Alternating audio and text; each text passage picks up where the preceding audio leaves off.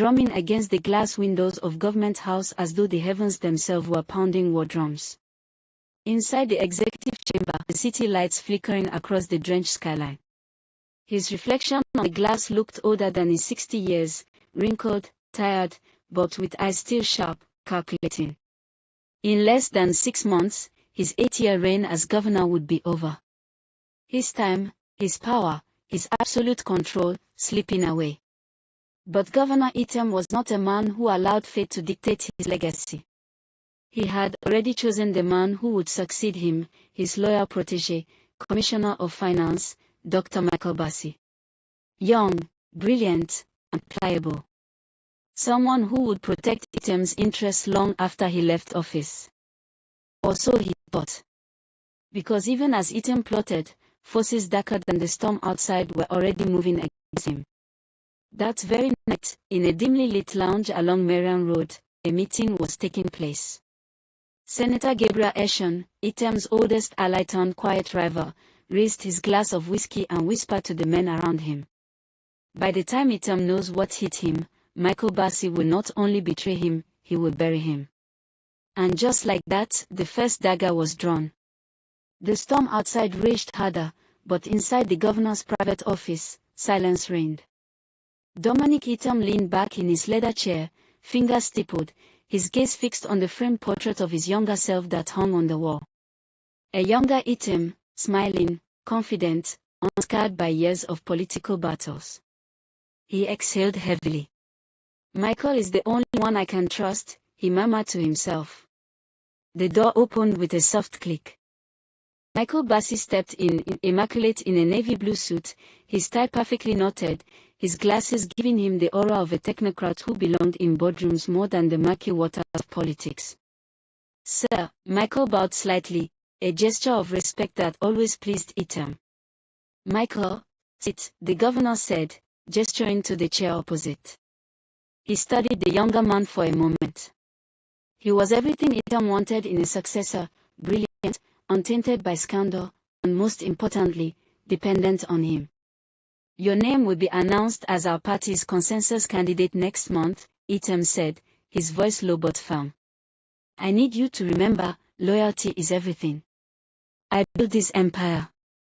When I leave, you will inherit it. But never forget who gave you the crown. Michael smiled, his eyes glinting. I owe you everything, sir. I will never forget.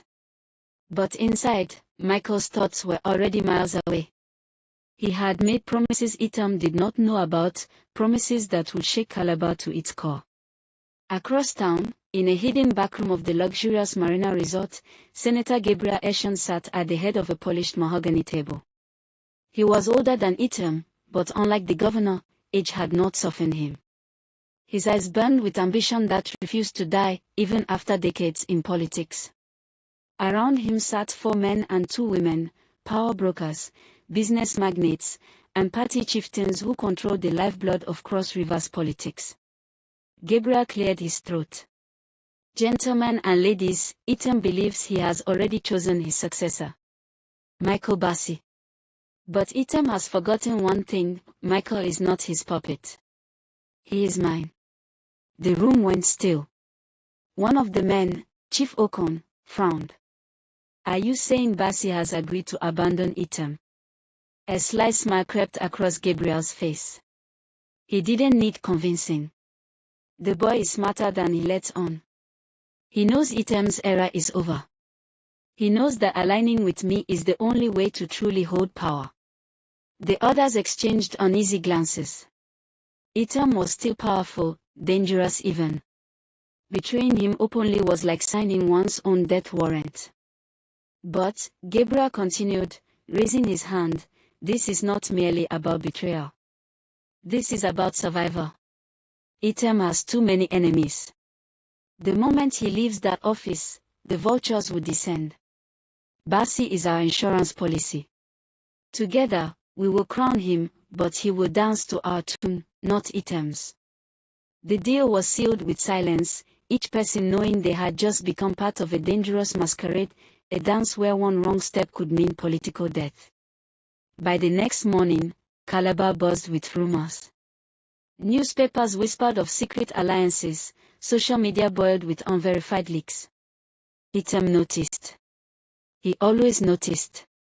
Who is feeding the press? He barked at his chief of staff, slamming a newspaper onto the desk. The headline screamed, "Is Governor Item losing his grip?" "I don't know, sir," the chief stammered. Item's eyes narrowed. Someone within his circle was playing both sides. That evening, he called Michael again. "Tell me the truth," Item said, his tone sharp. "Have you been meeting Gabriel Eshen?" Michael blinked slowly, then chuckled, feigning innocence. "Sir, Gabriel once invited me for dinner, yes, but only to congratulate me. Nothing more." Item's gaze lingered on him, searching. "Be careful, Michael. Gabriel is a serpent. He smiles before he bites." Michael nodded dutifully. But as he left the office, he pulled out his phone and typed a short message. "To Gabriel Eshen, he suspects. What's the next move?" He slipped the phone back into his pocket, his face calm. Outside, the rain had stopped, but the streets of Calabar glistened like mirrors, reflecting a city that had no idea of the storm about to break.